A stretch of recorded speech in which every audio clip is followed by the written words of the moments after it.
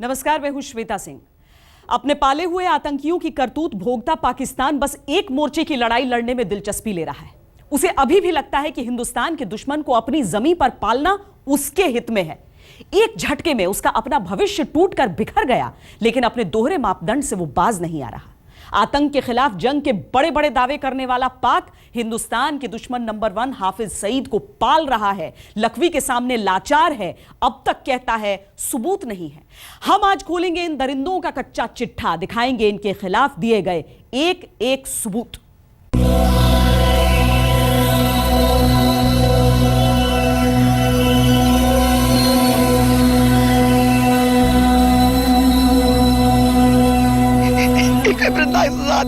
किसी माँ की गोद ना उठे फिर कभी। मेरा बस चले, मैं इनके बड़ा होकर इंशाल्लाह मैं इनकी दुनिया तबाह कर दूंगा, इनकी क्या नाम नस्लें तबाह कर दूंगा, इनको छोड़ूंगा नहीं। जनाजे इन्होंने तैयार रखे हैं ताबूत के ले जाओ दफनाओ अपने प्यारों को। यार बस है यार, खुदा का वास्ता है, कोई सुनने वाला है यार इस पाकिस्तान में।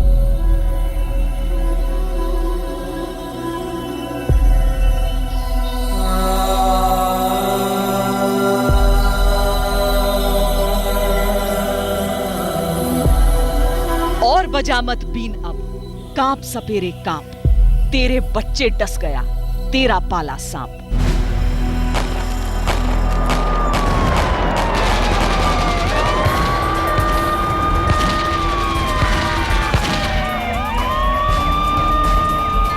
मुकम्मल अज़्म और यकसुई के साथ इस जंग को उस वक्त तक जारी रखेंगे जब तक हमारी सरजमीन पर एक भी दहशतगर्द बाकी है।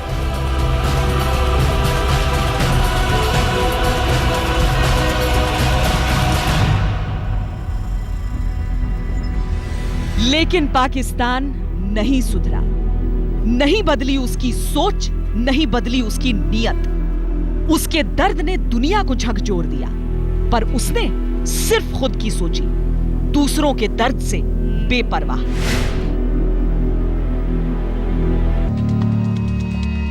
महज 48 घंटे पहले शिक्षा के मंदिर में मौत का तांडव हुआ था। 132 नन्हे जनाजों के बोझ तले एक मुल्क टूट गया था।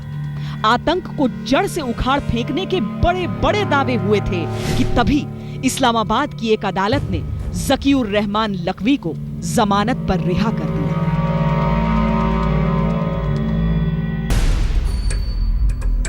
आतंक का चचा ये वही लखवी है जिसके इशारों पर मुंबई में 26/11 का हमला हुआ था। ये वही लखवी है जिसके गुर्गों ने मुंबई के ताज होटल के एक एक कमरे में जाकर आतंक का नंगा नाच किया था। नाम उसका चाचा है ना, ऐसे नहीं वो, लेकिन चाचा की पहचान क्या है? पहचान उसकी दाढ़ी है, वो जो होता है ना काला करने वाला दाढ़ी, वो लगाता है। थोड़ा थोड़ा सफेद भी दाढ़ी है। कितना उम्र है उसका? तो उम्र तकरीबन होएगा 40-45 के करीब। 26/11 के उस हमले की विचित्र सी समानता है स्कूल के संघार से। पेशावर में उसी तर्ज पर आतंकियों ने हर एक क्लासरूम में घुस-घुस कर बच्चों पर गोलियां उड़ेली थी। लेकिन स्कूल के संघार पर उबल रहा पाकिस्तान हिंदुस्तान की वेदना से व्यथित नहीं। आज ये मगरमच्छ के आंसू बहाने वाला मोदी, नवाज शरीफ को खून करने वाला, ये असल मुजरिम है। एक तरफ लखवी है, दूसरी तरफ उसका आका हाफिज सईद, जो पाकिस्तान की गलियों में खुलेआम घूमता है, जो जब जी चाहे हिंदुस्तान को खुल्लम खुल्ला धमकी दे डालता है, जो हिंदुस्तान का दुश्मन नंबर 1 है। हुकूमत, फौज, अवाम सब एक बात पर इकट्ठे हो जाएं कि इन साजिशों से हमने बदला लेना है, और इंडिया जो इस खेल का असल जिम्मेदार है उसे बदला लेना है इंशाअल्लाह। खून से रंगे ये हाथ पाकिस्तान को नजर नहीं आते। मासूमों की जो अर्थी हिंदुस्तान में उठती है, जो बच्चे सरहद के इस पार अनाथ होते हैं, उन जानों का पाकिस्तान में मोल नहीं। ये दरिंदे पाकिस्तान के लिए आतंकी नहीं। कि यहाँ जो कश्मीर में हुआ है बहुत ही एक जंग आज़ादी हम उसे कहते हैं, वो लड़ते रहे हैं आपके ख़िलाफ़, हिंदुस्तान के ख़िलाफ़। उसकी वजह से एक बहुत सी सिंपथीज़ यहाँ हुई हैं। दर्जनों यहाँ ऐसी मुजाहिदीन ग्रुप्स बने हैं जो जाना चाहते हैं अक्रॉस द बॉर्डर, लड़ना चाहते हैं अपनी कश्मीरी भाइयों के साथ। इसमें कोई डिनायल नहीं है, ये तो सही है। लेकिन अगर आप पीस प्रोसेस की तरफ चलते हैं तो इनको रोका जाता है कि आप ना जाएं। ये मेरे ज़माने में तो कम से कम यही हो रहा था। पेशावर हमले के बाद पाकिस्तान में दर्द है, गुस्सा है। पूरा देश एक होकर तहरीक तालिबान पाकिस्तान और मुल्ला रेडियो के खिलाफ कार्रवाई की मांग कर रहा है। पाकिस्तानी सेनाध्यक्ष राहिल शरीफ अफगानिस्तान कूच कर चुके हैं, लेकिन अपनी पश्चिमी सीमा पर सजग पाक पूर्वी सीमा के आतंक को और हवा दे रहा है। न पाकिस्तानी राजनेताओं की जुबान चल रही है, न कूटनीति के विशेषज्ञ कुछ कह रहे हैं, न सेना के सीने में हलचल है। अपने दोहरे मापदंड की मार झेल चुका पाकिस्तान सबक सीखने को तैयार ही नहीं। 26/11 में न्याय के नाम पर अब तक वहां एक सरकारी वकील का कत्ल हो चुका है। लश्कर की धमकी से डरकर एक जज ने सुनवाई छोड़ दी। हुकूमत में इतनी हिम्मत नहीं कि हाफिज पर हाथ धर पाए या लखवी के खिलाफ पैरवी में जोर लगा दे।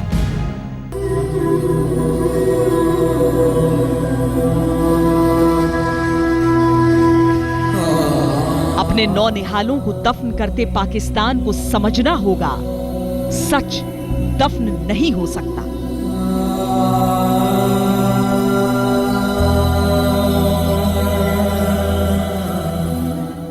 पाकिस्तान से जब भी कहा जाता है हाफिज सईद पर सख्त होने को, वो नासमझ हो जाता है।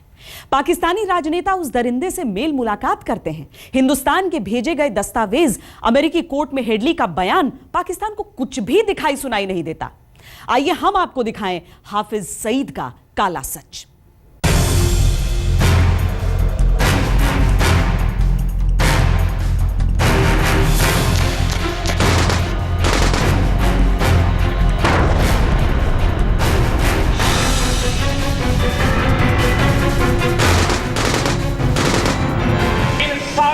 से हमने बदला लेना है और इंडिया जो इस खेल का असल जिम्मेदार है उसे बदला लेना है इंशाअल्लाह। इंडिया क्या कर रहा है सब जानते हैं। इस साजिश के पीछे इंडिया है और आज ये मगरमच्छ के आंसू बहाने वाला मोदी, नवाज शरीफ को खून करने वाला ये असल मुजरिम है।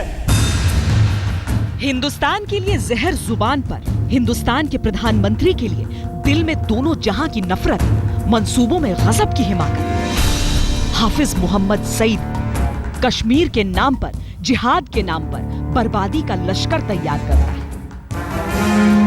हाफिज सईद पाकिस्तान की सियासत का वो मोहरा है जिसकी शह पर पाकिस्तान हिंदुस्तान को मात देना चाहता है, लेकिन हर मोर्चे पर शिकस्त ही उसके पल्ले आती है। 1947 में जब हिंदुस्तान से निकलकर एक नए मुल्क पाकिस्तान ने आंखें खोली थीं, तो हरियाणा के हिसार का एक किसान कमालुद्दीन अपने परिवार के साथ पाकिस्तानी पंजाब के सरगोधा में जा बसा। 1950 में वहीं पैदा हुआ हाफिज सईद। हाफिज बड़ा हुआ तो जनरल जियाउल हक ने उसे इस्लामिक आइडियोलॉजी काउंसिल में जगह दी।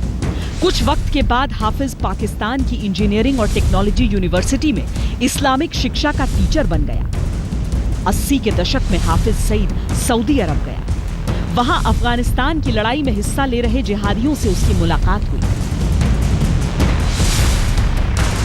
कश्मीर के इस पार जो आज़ाद कश्मीर जिसे कहा जाता है, वहाँ असला नहीं है, वहाँ ट्रेनिंग कैंप नहीं है। नहीं, वहाँ हमारी ज़रूरत ही नहीं है असला। हमारा सारा जिहाद का अमल जो है वो उस हिस्से के अंदर है जो जिसको इंडिया ने दबा के रखा हुआ है। आज़ाद कश्मीर में कोई जिहाद नहीं है।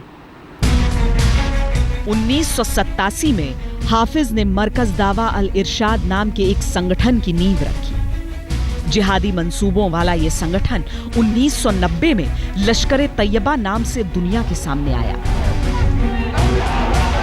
नापाक संगठन को पाकिस्तानी खुफिया एजेंसी ISI का खुला समर्थन मिला तो जिहादी सोच को बर्बादी की ट्रेनिंग मिलने लगी और लश्कर ने अपना रुख जम्मू कश्मीर की तरफ कर दिया। जम्मू कश्मीर सुलगने लगा। 1999 में जब करगिल में पाकिस्तान की कायरता को हिंदुस्तान ने कुचल डाला, तब छद्म युद्ध का खेल रचा हाफिज सईद ने। वो पाक अधिकृत कश्मीर से आत्मघाती हमलावरों की फौज हिंदुस्तान भेजने लगा।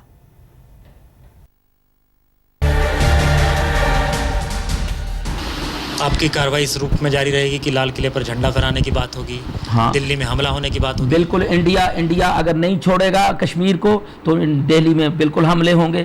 जहां से इंडिया की फौज आएगी वहां हमले होंगे, बंबई में हमले होंगे, हर जगह हमले होंगे। जहां से फौज आएगी हर बेस कैंप पर हमारे हमले होंगे।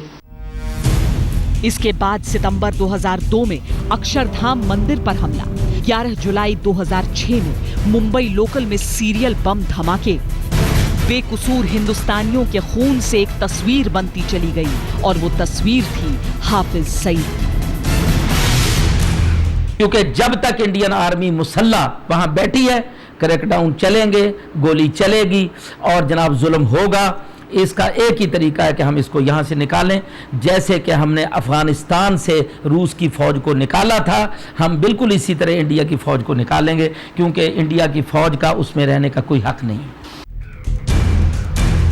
हिंदुस्तानी सियासत पाकिस्तान के साथ दोस्ती और दुश्मनी की मेज पर घायल होती रही और हिंदुस्तान में वो हुआ जिसने पूरी दुनिया को दहला दिया।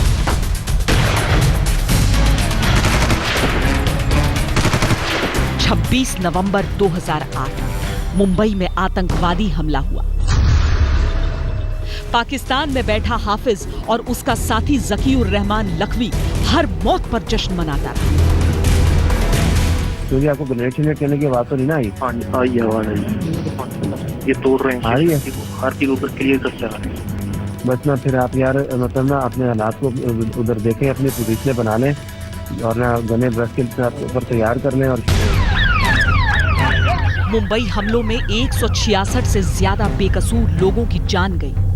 जिंदा पकड़ा गया दहशतगर्द अजमल कसाब पाकिस्तान की पोल खोलता रहा, लेकिन पाकिस्तान ने तो जैसे बेशर्मी की चादर ओढ़ ली थी। उसने हिंदुस्तान के दिए हर सबूत को नाकाफी बताया और खारिज कर दिया। लाहौर हाई कोर्ट ने हाफिज सईद को क्लीन चिट दे दी।